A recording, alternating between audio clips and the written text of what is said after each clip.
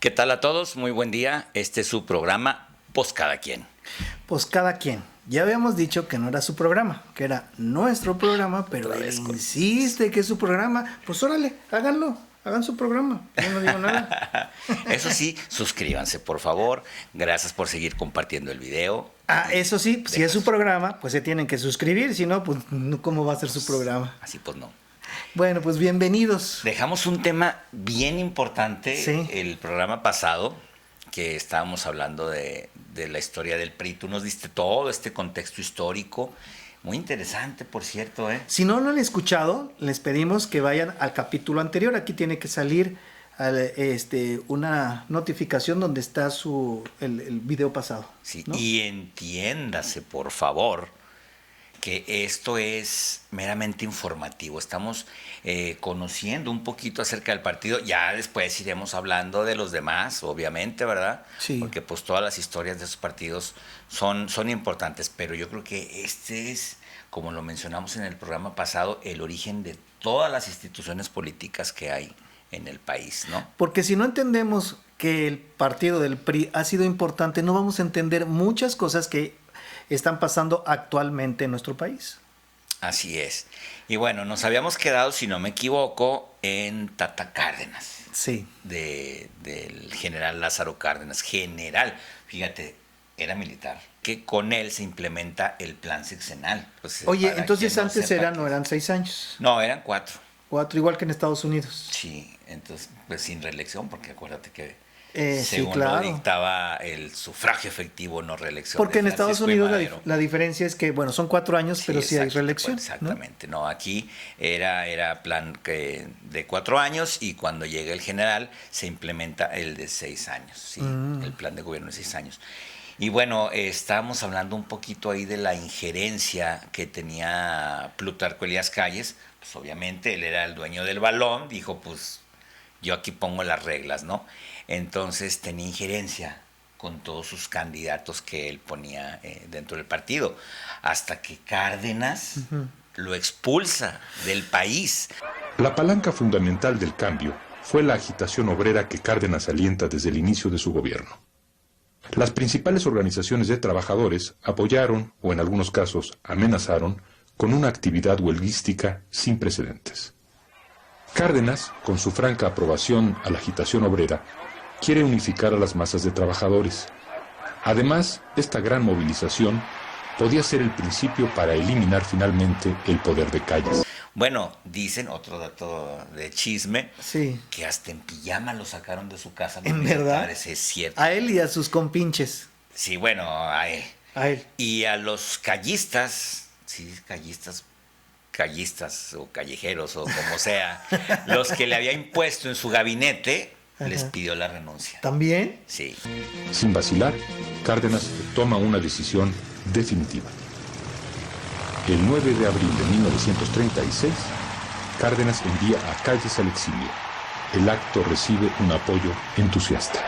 Sí, y digo, era una manera muy, muy buena de depurar toda esa injerencia que había tenido el general Plutarco Elías Calles. Oye, pero ya me imagino a Plutarco bien sorprendido, ¿no? Porque decir, oye, pero yo te puse ahí, oye, pero a mí me lo debes, a mí me lo debes. Como que dicen, agradecer. mordiste la mano que te dio de comer. Sí, pero era para mejorar el país, ¿no? No, obviamente ya tú hablaste de la expropiación petrolera y creo que hubo cambios muy positivos, ¿no? De lo que es Cárdenas. Qué bueno que no se dejó influenciar, ¿no? Sí, claro. Hubo claro. bastante beneficio ahí para el país. Bueno, ¿qué otra cosa sucede con Cárdenas? Otro cambio de nombre, ahí se le cambia el nombre. ¿Y qué otra cosa? Agarró mucho fortalecimiento el gobierno de Cárdenas con la integración de la Confederación de Trabajadores Mexicanos, la CTM. Había un personaje, había un Fidel, fíjate, tuvimos nuestro Fidel dictador entonces, también, sí. Don Fidel Velázquez, que para quien no lo conozca nada más como calle o colonia, pues no. Fidel Velázquez era un líder sindical de la CTM, que duró muchísimos Pero periodos. muchísimo, se hizo viejito ahí, o sea, era joven, Exacto, prácticamente sí. en pañales y el terminó que lo viejito. suple también creo que lo traía desde entonces. Sí. En nuestros estatutos éramos miembros del Partido Nacional Revolucionario en forma colectiva e individual. Pero hasta hoy ninguna organización le ha puesto ni un cuchillo ni una pistola a los trabajadores para que voten por el partido. Leobardo Flores creo que se llama, también, o sea, el señor ya bien Pero oye, qué veterano. idea tan interesante de agrupar así a los Sí, diferentes, ¿no? Sí, exacto. Entonces, con esas agrupaciones, con esas centrales, Central de Trabajadores y la Central Campesina también, se fortaleció muchísimo, muchísimo el general Cárdenas. Y bueno, para finalizar con lo de Plutarco, pues fíjate que él murió exiliado en California, si no me equivoco. ¿Sabes O sea, eso? no sabía. Sí. Y fue hasta Ávila Camacho Ujú. que lo indultó y le permitió regresar. Ya después de muerto. Sí. No, miento, fíjate, aquí sí, le permitió regresar para morir aquí. ¿Te acuerdas de aquella canción de México lindo y querido? Sí, muero lejos de ti. ¿Qué? ¿A poco era de él? No, era para Negrete, pero quería meter ahí nada más.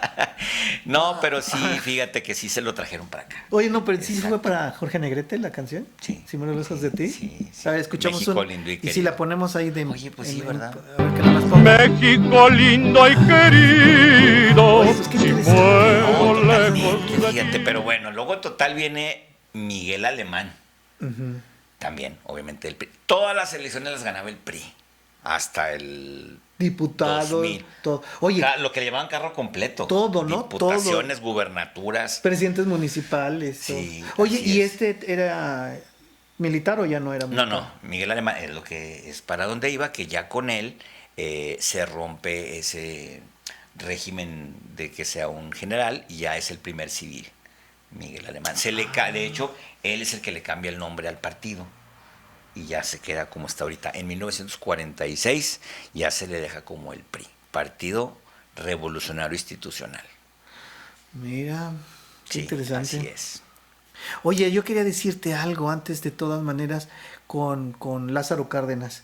¿Sabes por qué? Ya ves que hablamos de la expropiación. Sí. Bueno, ¿sabes por qué no también metieron mucho ruido los extranjeros que tenían aquí invertido su dinero en el petróleo? Porque se acercaba la Segunda Guerra Mundial.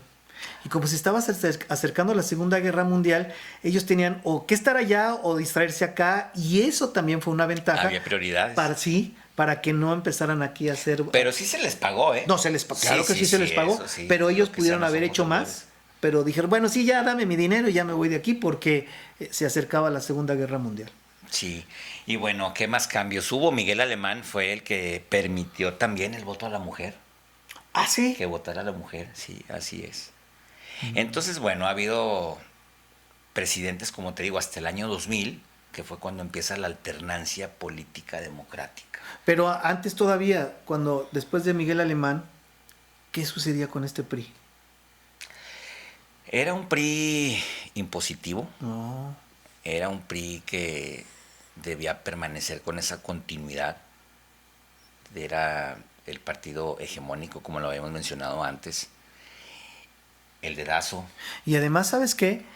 Había algo bien, bien importante en ese tiempo. Tú podías ser muy buen abogado, así como eres, pero si tú no estabas en el PRI, no podías hacer muchas cosas. Exacto. O sea, tenías que pertenecer al PRI. Todo mundo tenía que pertenecer al PRI si quería hacer algo importante en su carrera. O sea, si no, claro, bueno, no quiere decir que una persona que no trabajara por su cuenta no podía hacer algo. Me refiero a que políticamente, si él quería hacer algo, sí, tenía que estar favorecido por el PRI y los medios de comunicación también. Había muchas corrientes políticas. Digo, ya estaba también el Partido Acción Nacional, otros frentes socialistas que se empezaron a crear, frentes de izquierda, Sí. incluso. Pero en realidad, no, el PRI las ganaba todas. No podías hacer nada si no estabas con el PRI.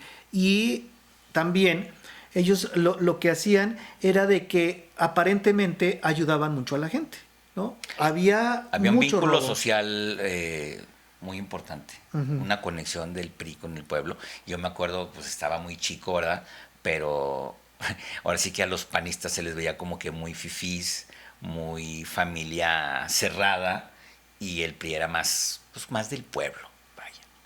Y sí, ellos aparentemente, digo aparentemente porque sí ayudaban a mucha gente, pero también se robaban muchísimo. Gracias a que México tiene muchos recursos naturales, ha sido un país con mucha fortaleza, pero se han aprovechado mucho de esa fortaleza, tanto geográfica que tiene, como de cosas naturales, ¿no?, que tiene el propio país. Había nepotismos, había muchos compadrazgos, gente que ocupaba cargos que realmente pues no tenían el perfil, pero pues se alineaban al partido. Y también era un tiempo en que eran muy paternalistas. El PRI es el que empezaba a proteger y decir, por aquí tiene que ser, si no hay trabajo. Por ejemplo, en el sexenio de Luis Echeverría, me voy a adelantar tantito porque luego nos atrasamos un poquito con Díaz Ordaz, pero en el periodo de Luis Echeverría, empezó a crear secretarías que no tenían que existir. Y las creaba para poderle dar dinero a la gente, en el sentido de poder dar trabajo. Era muy paternalista, y el decir, y la gente, pues entonces, wow, no, pues lo máximo, porque la hace, dice, y sí se compraba la gente, ¿no? Entonces empieza a generarse un disgusto con la figura presidencial, un hartazgo más que nada. Tenemos el video, creo, cuando abuchean al presidente en el Mundial del 86. Escucharás ahora la declaratoria inaugural del 13º Campeonato Mundial de Fútbol México 1986 por el ciudadano presidente de los Estados Unidos mexicanos.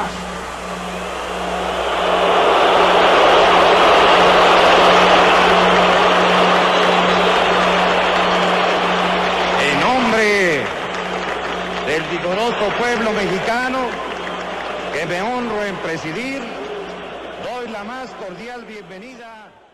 Pero bueno, y sabes que aparte, antes, ahora regresándonos tantito, en el 68, porque miren, en el 68 cuando está Díaz Ordaz, es cuando está el problema de los muchachos del 2 de octubre de la universidad.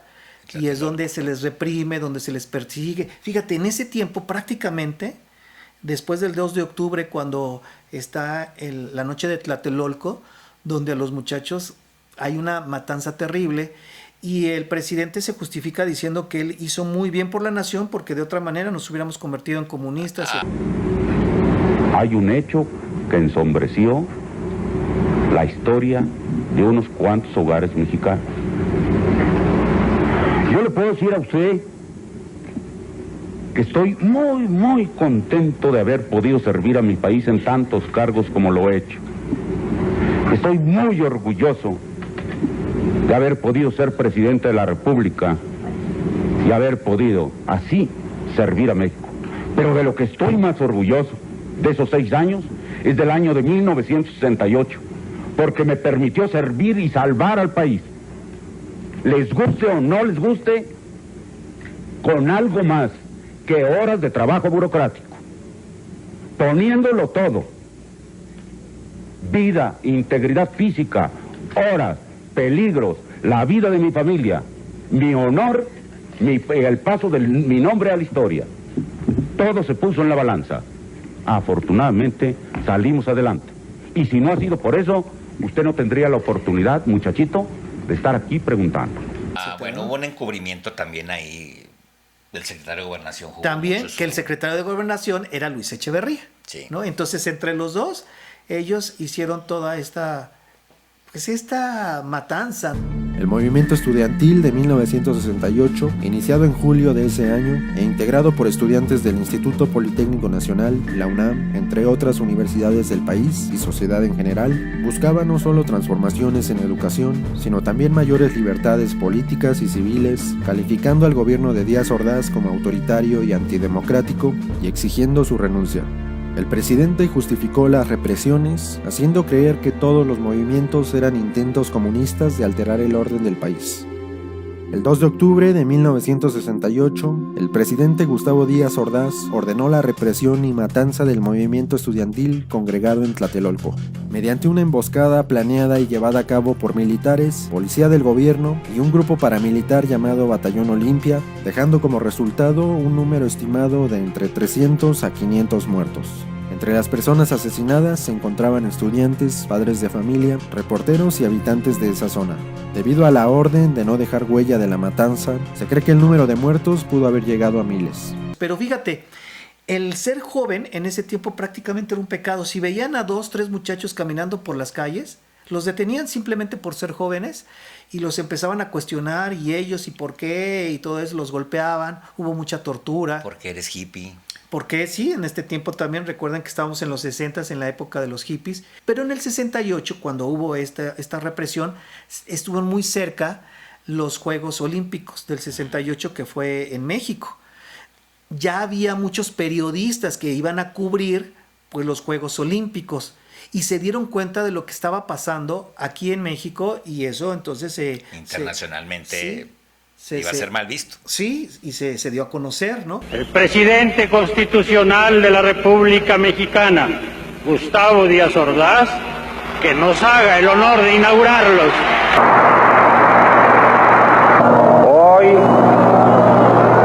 12 de octubre de 1968, declaro inaugurados los Juegos Olímpicos de México. Esa fue la primera abucheo que se tuvo, que ya la gente pues no estaba conforme con lo que estaba haciendo el PRI en este momento con Díaz Ordaz. Debía inaugurar el Campeonato Mundial de Fútbol y se sometería al veredicto público. El repudio fue general. Lo recibió un plebiscito de chiflidos e insultos. Declaro solemnemente inaugurado el 9º Campeonato Mundial de Fútbol, Copa Jules Rimet.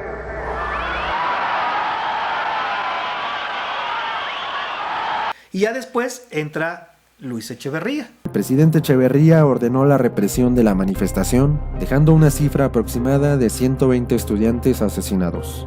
Estos hechos se conocieron como el Halconazo o la matanza del Jueves de Corpus. Sí. Y bueno, yo te mencionaba lo del abucheo del 86 porque te mencionaba que había un hartazgo de la gente. Entonces, aquí hay una figura bien importante en el PRI de esa década que era Cuauhtémoc Cárdenas. Él era priista. Sí. Pero no le dieron la candidatura para las elecciones del 88. Lo que pasa es que López. cuando estaba López Portillo, que no tiene que ver con el López actual, bueno, todos los López, pues si fueran amigos, todos los hermanos, todos los López, no, pues los García, los González, no, hombre. Bueno, pero entonces López Portillo, cuando llega a la presidencia, pues el peso estaba en 12.50 el dólar. Y así se la pasó muchísimo tiempo. Pero resulta que cuando él está en la presidencia, el petróleo empieza a ver que sube muchísimo de precio. ¿Por qué? Pues porque los árabes lo empiezan a esconder. Y entonces, como no había, decían, queremos petróleo. Y México encuentra nuevos yacimientos. ¿Y qué dijo Portillo? Claro, yo pues con esto pues nos vamos a hacer millonarios. Y ¿sabes qué llegó a decir un momento? El que decía, vamos a administrar la riqueza, ¿no? Tenemos tanto que la vamos a administrar. Pero nada más le apostó al petróleo. ¿Qué crees? En el momento que los árabes empiezan a sacar su petróleo, el petróleo de estar hasta acá se va hasta abajo. Pero México se había endeudado muchísimo. Hagan de cuenta ustedes. Vamos a suponer que ustedes consiguen un super trabajo donde ganan mucho dinero. Pensé que ibas a decir, hagan de cuenta que le van a invertir a una refinería. No. Sino que o un aeropuerto. Podría ser el ejemplo, pero en realidad este ejemplo es de que ustedes tienen mucho dinero porque tienen un muy buen trabajo. ¿Y saben con lo que hacen? Pues compran un chorro de cosas. que a lo mejor no necesitan, pero compran le voy a poner esto a mi carro y le voy a comprar estas bocinas super acá y luego le voy a comprar y voy a comprar el carro y todo lo voy a hacer en hipoteca, ¿no? Hipotecado. Lo mismo la casa, pero le voy a ampliar y luego lo voy a pintar y empiezan. Y claro, la gente, como ven que ustedes ganan muy bien, pues les prestan dinero. Porque dicen, claro, pues me va a pagar. Si no, pues ahí está el petróleo, ¿no? Ahí está su trabajo. Y entonces ustedes se llenan de cosas en su casa. Innecesarias, muchas de ellas, pero todo a crédito. Hasta que llega un momento en que les dicen, tú eres fulanito de tal, estás despedido. Entonces imagínate al siguiente día, al siguiente mes, ¿cómo vas a pagar tus deudas? ¿Cómo vas a pagar la mensualidad del carro, de la casa y de todo lo que has hecho? Pues no tienes dinero. Y como no tienes dinero, pues entonces ya no te quieren prestar. ¿Y cómo le vas a hacer para mantener lo más elemental? Que la escuela de los hijos, pues los tengo que sacar de la escuela. Y si antes comíamos carne, pues ahora comemos frijoles con tortillas. Y así empezó a pasar con México. Ya no había riqueza. Estábamos súper endeudados. Y una manera de poder salir a flote era devaluar la moneda. Entonces, imagínate que hay gente que tenía, pues a lo mejor estaba construyendo su casa y el préstamo lo tenía en dólares. Y costaba 12.50, pero ahora había subido a 18, 20 y empezó a subir más. Ahora a la gente se le había duplicado, triplicado su deuda. Llegó a tal situación que mucha gente que tenía inversiones en sus empresas, que la empresa estaba muy bien, pero hubo quiebras, sí. Pero seguía la deuda. Pues entonces hubo gente que se suicidó porque no podía afrontar este tipo de vida, haber estado con sus hijos que iban al club, que iban acá, y ahora no tenemos nada y prácticamente estamos en la calle, hemos perdido todo y tenemos que ir a la casa del tío para poder sobrevivir. Imagínate la situación tan difícil para mucha gente. El que iba a defender la moneda como un perro. Él decía, voy a defender la moneda como un perro, y ¿qué creen? Al día siguiente, la devaluación. Pero lo peor de todo es que él había retirado dinero y había invertido dinero, sus pesos, en dólares. O sea, él sí ganó porque sabía que se iba a venir esta devaluación, que, por supuesto, la gente no le creyó que iba a defender. Así está el video, a ver si lo tenemos. Defendamos nuestro peso. Esa es la estructura que conviene al país. Esa es la estructura a la que me he comprometido a defender como perro. Pero pues no lo hizo. Y bien dicen que la información es poder. Él, sabiendo esto, se anticipó y... Claro, y los muy cercanos a él, y ellos sí no tuvieron ningún problema porque pues se enriquecieron, al contrario, se enriquecieron, ¿sí?